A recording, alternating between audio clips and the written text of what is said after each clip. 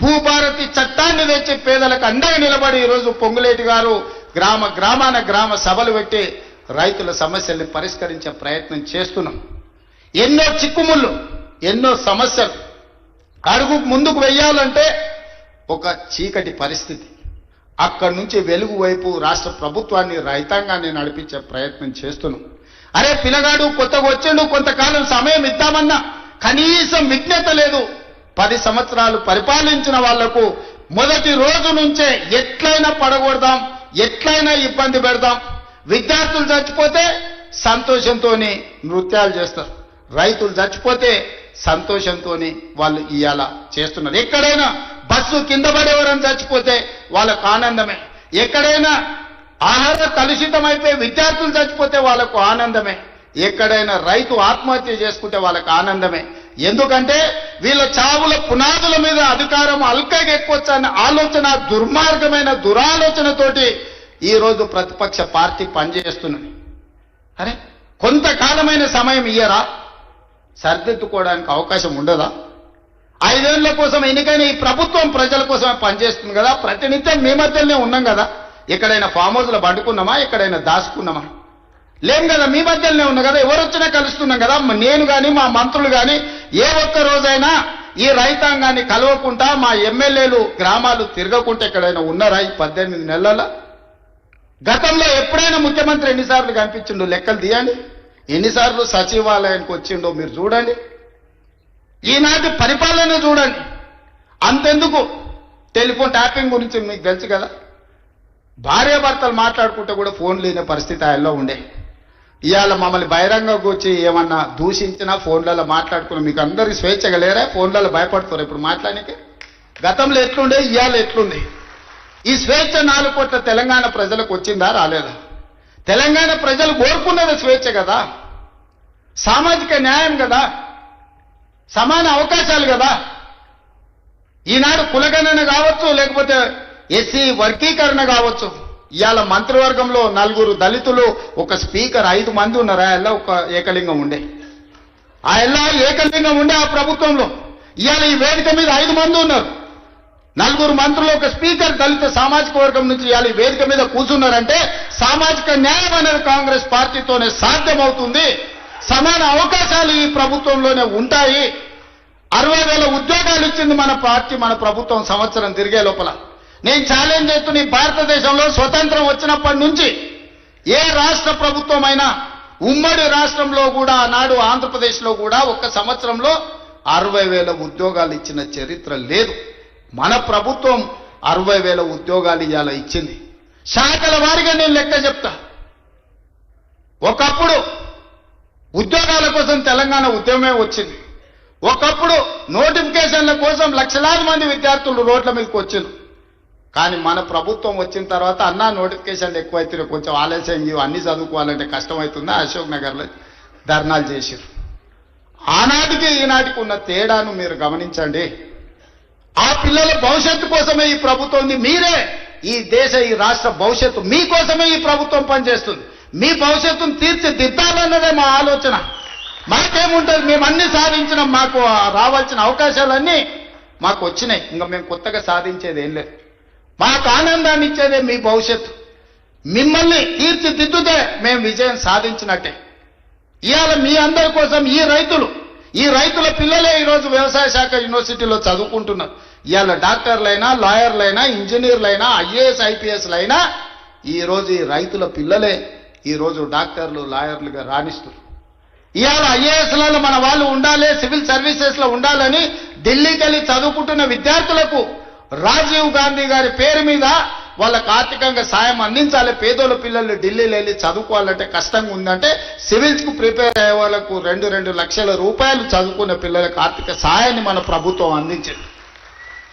ఎందుకంటే పేదోళ్ళ పిల్లలు ఈ దేశంలో IASలు, IPSలు, IFSలు అయితే ఏ రాష్ట్రంలో అయినా ఉండని, ఏ కేంద్ర ప్రభుత్వంలో అయినా పనిచేయని, పుట్టిన ఊరికి ఏదన్నా చెయ్యాలనే లక్ష్యంతో పనిచేస్తారని ఆ పిల్లల్ని సివిల్ సర్వీసెస్ వైపు మనం ఈరోజు ప్రోత్సహిస్తున్నాం. అందుకే ఈరోజు ప్రతి శాఖను ప్రక్షాళన చేసుకుంటూ వస్తున్నాం. ప్రతి ప్రయత్నం చిన్న చిన్న తప్పులు ఎక్కడైనా దొర్లినా ఎంబడే సరిదిద్దుకొని వాటిని ముందుకు తీసుకెళ్తున్నాం. మిత్రులారా, ఇవాళ తెలంగాణ రాష్ట్ర ప్రజలకు ఇది ఒక సంతోషకరమైన శుభదినం.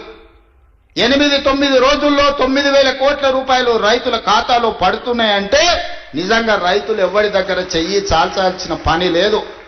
ఏ పెట్టుబడికైనా ఇంతకుముందే పెద్ద ఆయన వచ్చి చెప్పిపోయిండు, సార్ ఉత్త ఒడ్లే కాదు, కూరగాయలు పండిస్తే లాభం ఉంది, మొక్క పండిస్తే లాభం ఉంది, ఆలుగడ్డలు పండిస్తే లాభం ఉంది, నేను పెట్టుబడి పెట్టిన దానికంటే నాకు అధికంగా లాభం వచ్చింది, డ్రిప్ ఇవ్వాలని పెద్ద ఆయన వచ్చి చెప్పిపోయాడు. దాని నుంచి మనం నేర్చుకోవాల్సిన అవసరం ఉంది. ఒకప్పుడు డ్రిప్, స్ప్రింక్లర్స్, వ్యవసాయ పనిముట్లు ఆనాడు ఉచితంగా లేకపోతే 90% సబ్సిడీతో కాంగ్రెస్ ప్రభుత్వం ఇచ్చింది. ఇవాళ అవన్నీ మాయమైపోయినాయి. అందుకే మళ్ళీ వ్యవసాయ శాఖ మంత్రి గారికి నేను సూచన చేస్తున్నా, వ్యవసాయ పనిముట్లను రైతులకు అందించి మంచి పంటలు పండించడానికి అవసరమైన కమర్షియల్ క్రాప్స్ ప్రోత్సహించాల్సిన అవసరం ఉంది. ఎందుకంటే వ్యవసాయం లాభసాటిగా కావాలి. వ్యవసాయం వ్యవసాయ కుటుంబాలకు, కుటుంబంలో 4 ఉంటే ఒకరు కుటుంబాన్ని చూసుకోవాలి, ఒకరు వ్యవసాయం చూడాలి, ఒకరు ఉద్యోగం చేయాలి, ఇంకొకరు వ్యాపారం చేయాలి. అప్పుడే ఆ కుటుంబం ఆర్థికంగా నిలబడుతుంది, అప్పుడే రాష్ట్రం అభివృద్ధి పదం వైపు నడుస్తుంది.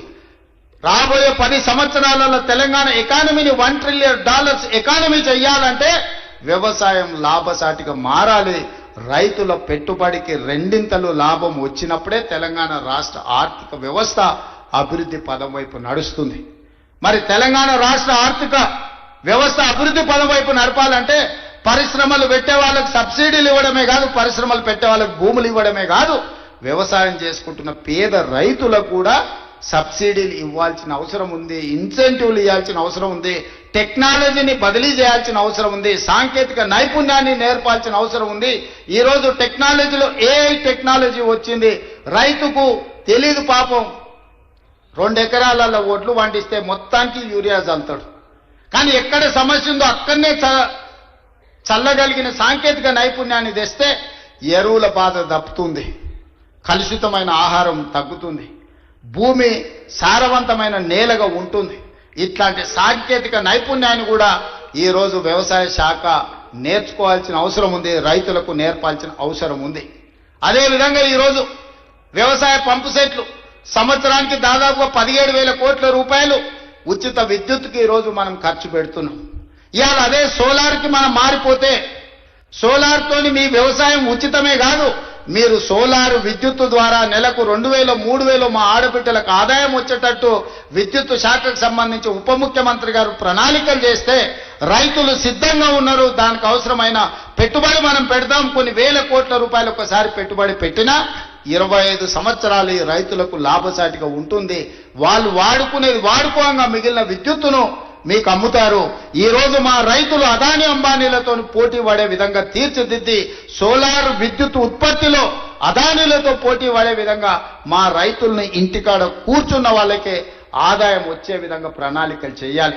ఈ వేదిక మీద నుంచి ఎనర్జీ డిపార్ట్మెంట్కు అదేవిధంగా సంబంధిత శాఖ మంత్రి గారికి నా సూచన, మీరు ప్రణాళికలు సిద్ధం చేయండి, రైతులను చైతన్యం చేద్దాం, రైతులకు అవగాహన కల్పిద్దాం.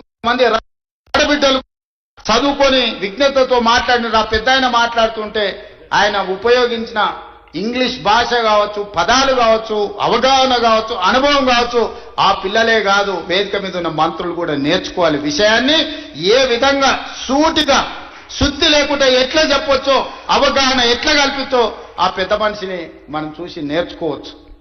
అందుకే ఇవాళ అలాంటి వాళ్ళని నేను కలెక్టర్లకు ఆదేశాలు ఇస్తున్నా. వ్యవసాయం మీద అవగాహన ఉండి 10 మందికి నేర్పాలన్న పెద్ద మనుషులను గ్రామాలు తిప్పండి, రైతు వేదికలలో సమావేశాలు పెట్టండి, వాళ్ళ చేత అవగాహన కల్పించండి. అవసరమైతే వాళ్ళకి ఆహారవర్యం ఇవ్వండి, రోజుకో 1000 రూపాయలు ఇవ్వండి. వాళ్ళ అవగాహనతోని రైతు వేదికలలో పోయి అవగాహన కల్పించినాం. అదొక గుర్తింపు, ఒక గౌరవం. 1000 రూపాయలతో ఒక రోజు వాళ్ళ జీవితంలో మార్పు వస్తుందని నేను చెప్పడం లేదు, కానీ ప్రభుత్వం ప్రోత్సహిస్తుంది, ప్రభుత్వం గుర్తిస్తుంది, ప్రభుత్వం మిగతా రైతులకు అవగాహన కల్పించడానికి ప్రయత్నం చేస్తుంది అని చెప్పడానికి ఇవన్నీ కూడా ఉపయోగపడతాయి.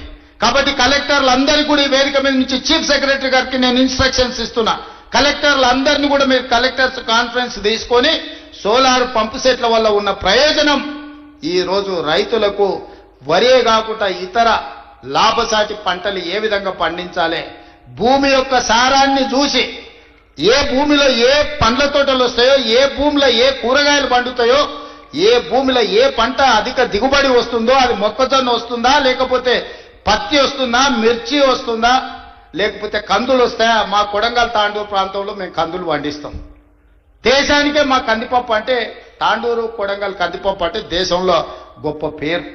ఏ ఏరియాలో ఏ పంట వండుతుందో, అచ్చంపేట ప్రాంతంలో పోతే దోసకాయలు వండుతాయి. దోసకాయ కందిపప్పు ఎంత బ్రహ్మాండంగా ఉంటుందా, చికెన్ మటన్ కూడా వనికిరాదు దాని ముందర. ఇప్పుడు ఆ పిల్లలకు తెలియకుండానే పోయింది. కొత్త తరానికి ఇప్పుడు దోసకాయలు అంటుంది, వెనక బుడంకాయలు అనేటోళ్ళు. అవునా? కందిపప్పులా వేసి చేస్తే మన అమ్మనో నాయనమ్మనో వండితే మటన్ చికెన్ కంటే టేస్టీగా ఉండేది. జొన్న రొట్టెతోని కందిపప్పు బుడంకాయలతో తింటే ఎంత మజా ఉండేది. ఇవాళ ఆ రుచులే పోయినాయి.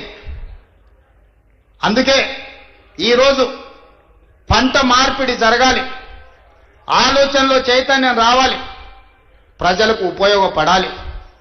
మనము పోయి ఎక్కడెక్కడనో పోయి ఏదో కొత్త రకాల వంటలు, కొత్త రకాల డైట్ అని తీసుకొస్తున్నారు కొత్త కొత్తవి. ఎందుకంటే మన పెద్దోళ్ళు మనకి ఇచ్చిపోయారు, జొన్న రొట్టె తినండి, మీ బట్టలు మీరు ఉతుక్కోండి, 6 ప్యాక్ ఉంటుందో లేదో మీకు తెలుస్తుంది. మీ బట్టలు మీరు ఉతుక్కొని జొన్న రొట్టె తింటే మీరు ఏ జిమ్ములకి వెళ్ళి కండలు పెంచాల్సిన పని లేదు. ఆటోమేటిక్గా మీరు 6 ప్యాక్ తయారవుతారు. అవేమి చేయకుంటుండి జిమ్ములలో పోయి స్టెరాయిడ్స్ వాడి ఆరోగ్యాన్ని పాడు చేసుకుంటారు. అందుకే ఈరోజు మా రైతులను ఇన్ని లక్షలాది మందిని వేదిక మీద నుంచి, వ్యవసాయ యూనివర్సిటీ నుంచి లక్షలాది మంది రైతులను ఉద్దేశించి ప్రసంగించడమే కాదు, వాళ్ళకి వేలాది కోట్ల రూపాయలు బదిలీ చేయడం ఇదొక మర్చిపోని జ్ఞాపకం. మీ అందరికీ ఈ ప్రభుత్వం అండగా నిలబడుతుంది. రాబోయే రోజుల్లో భూమి అనేది మీకు ఇండ్ల పట్టా అనేది, ఇందిరమ్మ ఇల్లు అనేది ఇందిరమ్మనే ఇచ్చింది. ఆనాడు దొరల దగ్గర, భూస్వాముల దగ్గర వేలాది ఎకరాలు ఉంటే అగ్రికల్చర్ సీలింగ్ యాక్ట్ తీసుకొచ్చి ఆ భూములన్నీ తీసుకొని పేదోళ్లకు అసైన్మెంట్ పట్టాల పేరు మీద పంచిపెట్టారు. అటవీ ప్రాంతంలో ఉన్న ఆదివాసులకు, లంబాడ సోదరులకు పోడు భూముల పట్టాలిచ్చి వాళ్ళని భూ యజమానులను చేసింది.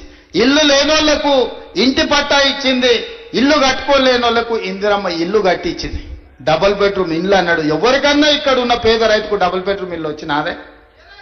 కానీ ఇవాళ లక్షలాది ఇందిరమ్మ ఇల్లు ఇవ్వడానికి మనం ముందుకు వచ్చినాం. మీరు ఇల్లు కట్టుకోండి, ఒక ఇంటి వాళ్ళు కాండి, ఉన్న ఊర్లో ఇల్లు, ఇంత వ్యవసాయ భూమి అనేది మన ఆత్మగౌరవం. అంతకుమించి రైతులు ఏం కోరుకుంటలేరు. వాళ్ళు కష్టపడ్డ పంటకు వాళ్ళు గిట్టుబాటు ధర అడుగుతారు. అవి కూడా ఇవ్వలేని పరిస్థితిలో ఈ ప్రభుత్వం లేదు. మిమ్మల్ని ఆదుకుంటుంది, మీకు అండగా నిలబడుతుంది. పంట మార్పిడి చేయండి. మీరు ఏం పండించినా పంట మనం కొనుగోలు చేయడానికి అవసరమైన కేంద్రాలను ఏర్పాటు చేస్తాం. నాకు మంచి టీం ఉన్నది, మంచి మంత్రులు ఉన్నారు, అనుభవం కలిగిన వాళ్ళు ఉన్నారు. నాకు మంత్రిగా అనుభవం లేకపోవచ్చు, కానీ అనుభవం కలిగిన మంత్రులు పెద్దలందరూ ఉన్నారు. వాళ్ళందరి సహకారంతో ఒక మంచి పరిపాలన అందించి తెలంగాణ రాష్ట్రం దేశానికి ఆదర్శంగా నిలబడే విధంగా, తెలంగాణ రాష్ట్రం ఈ దేశంలోనే మొదటి స్థానంగా ఉండే రాష్ట్రంగా తీర్చిదిద్దే బాధ్యత తీసుకుంటాం. ఎవరు ఎన్ని గోల పెట్టినా, ధర్నాలు చేసినా, రోడ్డు మీద బండి దొల్లినా, తొడుక్కున్న బట్టలు చించుకున్నా,